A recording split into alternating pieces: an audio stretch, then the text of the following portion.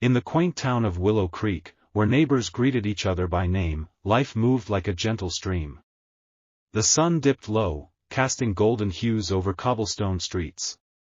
On this ordinary evening, an elderly man, George, shuffled along the sidewalk, his weathered hands gripping a wooden cane. His faded coat and slow steps marked him as a familiar figure, often seen at the local market.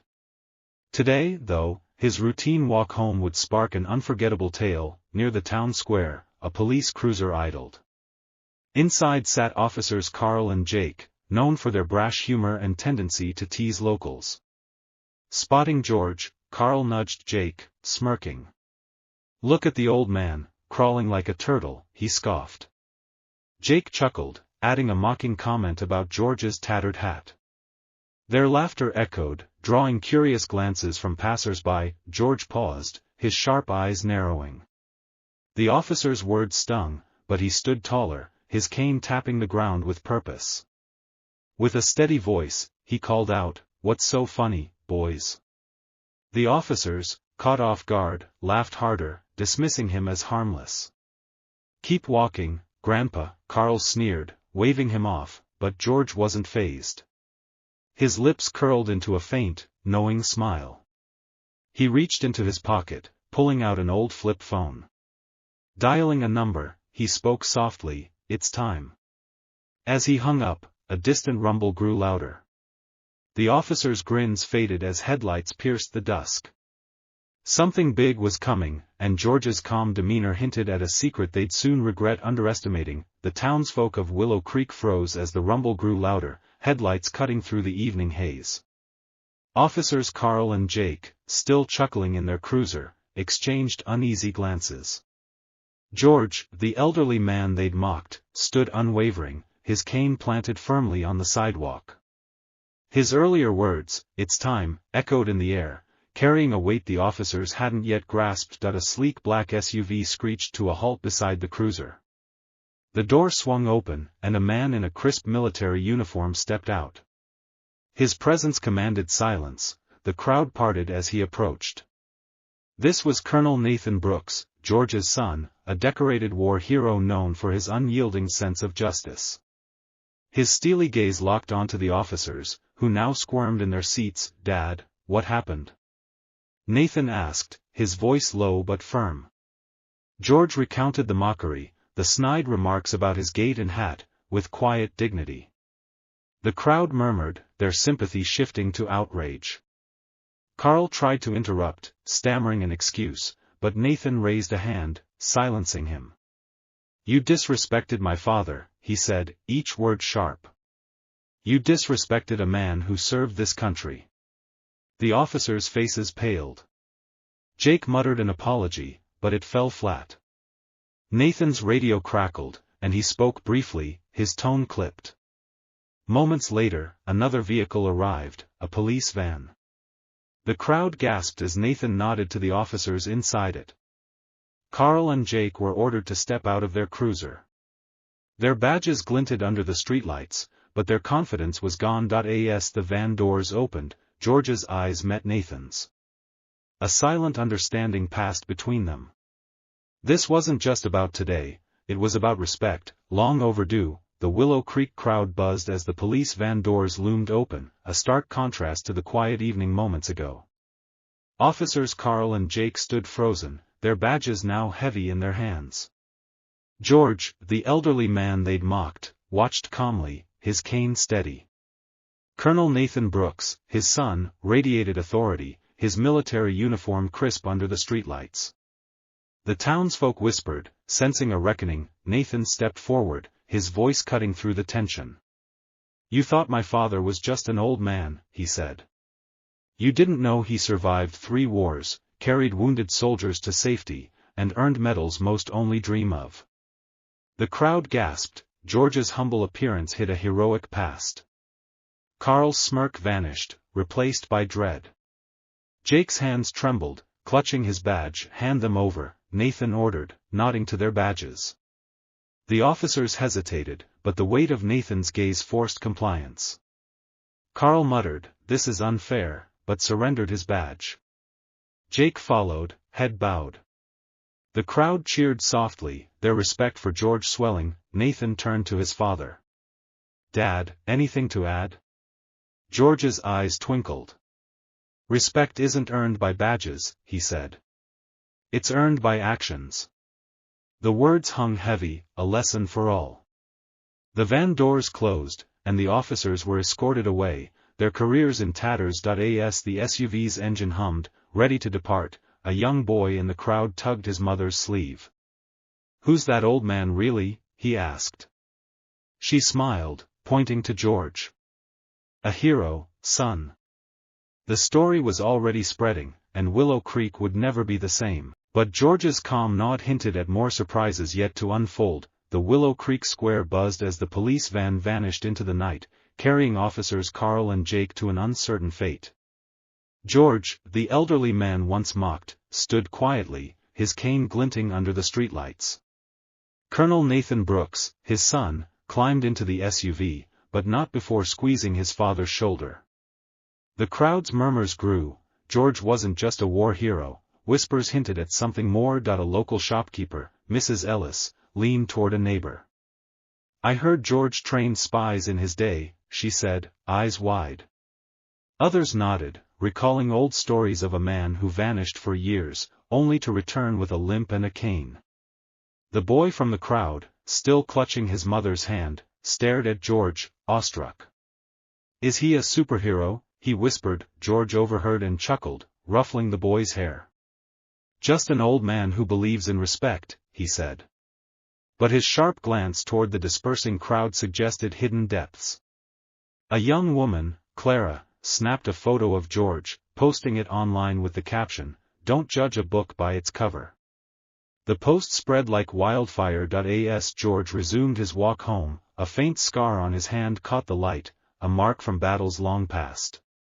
Townsfolk trailed behind, eager to hear more. At the market, old Mr. Thompson, the butcher, pulled George aside.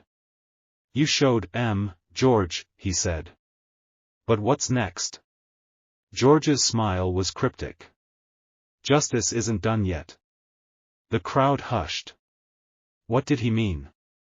As George turned the corner, a sleek car idled in the shadows, its occupant watching him closely. Willow Creek was about to learn George's true power. The streets of Willow Creek glowed softly as George shuffled toward home, his cane tapping rhythmically. The crowd had thinned, but curious eyes still followed. Clara's viral post about George now had thousands of shares, with comments calling him the hero we didn't know. Yet, the sleek car idling in the shadows hinted at a deeper story. Its tinted windows hid a figure watching George intently. At the corner, George paused, glancing at the car. His eyes, sharp despite his age, flickered with recognition. He muttered, "Not yet," and continued walking. The car's engine purred but didn't follow. Back at the square, Mrs. Ellis gossiped with the baker. "George was no ordinary soldier," she said. "Rumor has it he stopped a national crisis once." The baker nodded, recalling George's quiet return to town decades ago. Clara, still scrolling her phone, noticed a new comment on her post, "Ask George about Operation Silent Storm." Her heart raced. What was that? She jogged after George, catching him near his small cottage. "Sir, what's Operation Silent Storm?" she asked. George's face tightened, then softened. "Just old tales, child," he said, but his tone was evasive. Inside his cottage, George locked the door and pulled a dusty box from under a floorboard. Inside were medals, coded letters, and a faded photo of a younger George with men in suits. His phone buzzed, a text from an unknown number, "They're watching. Be ready." George's jaw set. He wasn't just a war hero, he was a guardian of secrets. Outside, Clara lingered, sensing she'd stumbled onto something huge. As the mysterious car rolled past George's house, its headlights dimmed. Trouble was brewing, and George was at its center. Willow Creek's quiet streets hid a storm brewing. George sat in his dimly lit living room, the encrypted radio now silent. His cane rested against the wall, a prop for a man who needed none. Outside, the sleek car remained, its occupant, a man in a tailored suit, clutching a file labeled Agent G. The town slept, oblivious to the seismic shift George's actions had triggered. Clara's viral post had exploded, now trending nationwide with hashtags like #WillowCreekHero. Comments speculated wildly, is George a retired spy? The man in the suit, Agent Harris, wasn't guessing. He knew George's past, decades leading covert ops, outsmarting enemies, and vanishing without a trace. The officer's mockery had stirred a legend back to life. George poured tea, his hands steady despite the scar's faint pulse. A knock broke the silence. He opened the door to Harris, whose eyes held respect and urgency. "Sir, your call activated Protocol 7, Harris said. "The agency needs you." George's lips twitched. "I'm retired," he replied, but his tone hinted at intrigue. Harris slid the file across the table. It detailed Carl and Jake's ties to a corrupt network, their mockery of George just the tip of a darker scheme. "They weren't random bullies," Harris said. "They targeted you to silence you."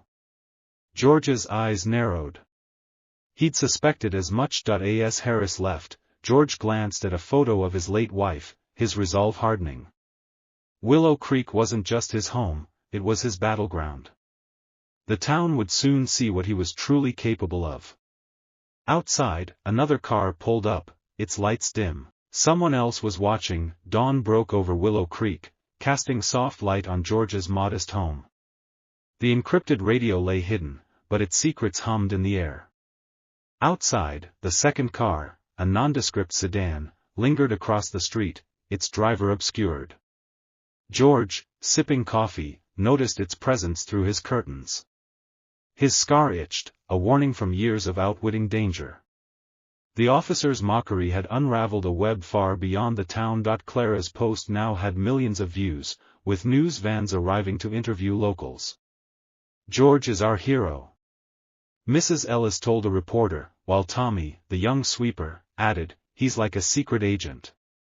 The hashtag Willow Creek Hero trended globally, but George stayed out of sight, plotting his next move. Agent Harris had revealed Carl and Jake's ties to a corrupt syndicate, one George had battled decades ago. Their taunts weren't random, they'd been sent to provoke him, testing if the old agent was still a threat.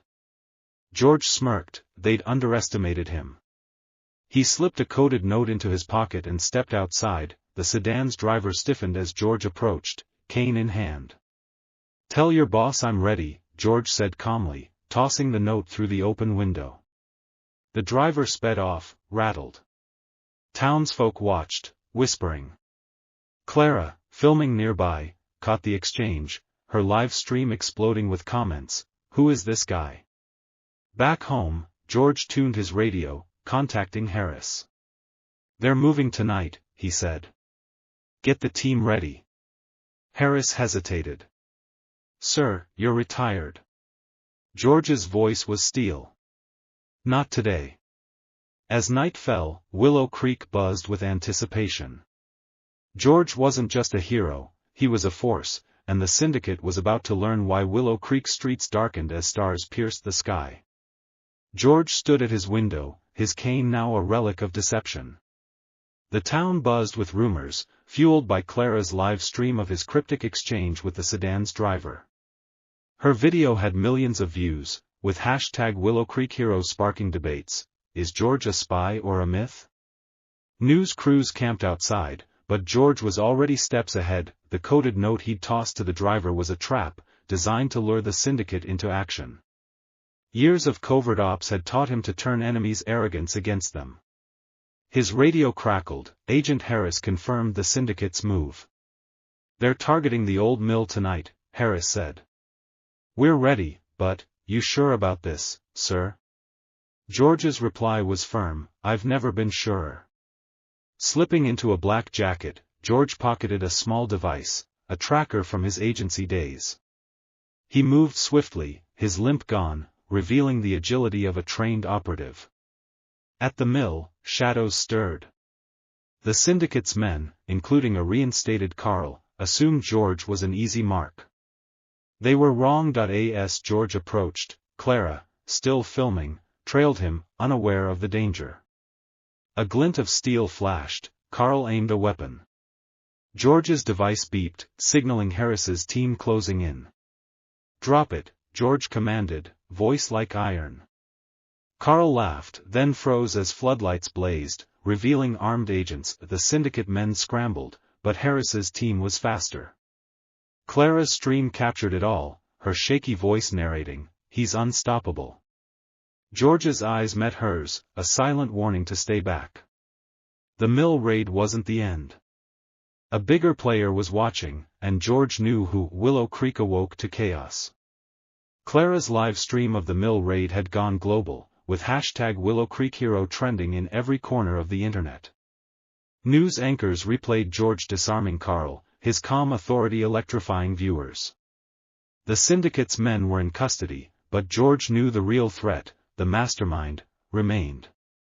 His scar burned, a reminder of a foe he'd faced decades ago. At his home, George studied an old photo, him, young and steely, beside a man named Victor Kane, a rogue agent who'd vanished after betraying the agency. Kane's syndicate had targeted George, using Carl and Jake as pawns. The sedan's driver, now detained, had confessed Kane's plan, silenced George before he exposed their network. Agent Harris arrived, face grim. "Kane's in town," he said, handing George a dossier. "He's at the old warehouse." George nodded, slipping the tracker into his pocket. Clara, still filming, overheard and followed, her camera shaky but determined. Townsfolk gathered, chanting George's name, their hero now a legend. At the warehouse, George faced Kane, whose cold smile hid years of resentment. "You should have stayed retired," Kane sneered, flanked by armed guards. George's voice was steady. "You should have known I don't quit." Clara, hidden, streamed the showdown, her feed spiking with millions of viewers. As Kane raised a gun, George activated his tracker. Harris's team stormed in, lights flashing. Kane's guard surrendered, but he lunged at George.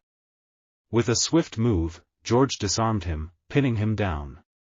Clara's voice whispered, "He's unreal." The town cheered via her stream, but George's gaze lingered on Kane. One question remained: what was Kane's final play? Willow Creek buzzed with triumph as George stood over Victor Kane, the warehouse now a scene of justice. Clara's live stream, watched by millions, captured every second, #WillowCreekHero cemented as a global phenomenon. Kane, handcuffed by Agent Harris's team, glared at George. "You can't stop what's coming," he spat. George's calm smile held decades of resolve. "Watch me." The crowd outside roared, townsfolk waving signs reading, "George, our hero." Clara, tears in her eyes, narrated, "He's more than a man, he's a legend." News helicopters circled, broadcasting the story worldwide. George's past as a war hero and covert agent was no longer a whisper, it was a beacon of respect. Harris approached, saluting. "Sir, the syndicate's done. Kane's network is collapsing." George nodded, handing over his tracker. "Keep the agency sharp," he said, his voice soft but firm. He turned to Clara, who lowered her camera. "Tell the truth," he told her. "That's power." She nodded, inspired. As George walked home, his cane tapping lightly, the town followed, chanting his name. The scar on his hand no longer ached, it was a mark of victory. At his doorstep, he paused, looking at his wife's photo. "We did it," he whispered. The sedan, once a threat, was gone.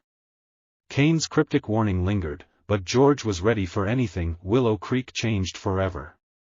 Respect became its heartbeat, inspired by a man who turned mockery into a movement. Clara's final post read, "Never underestimate anyone." It went viral, sealing George's legacy. "Dear friends," she said on stream, "like, subscribe, and share, because heroes like George deserve to be heard. Willow Creek, and the world, would never forget."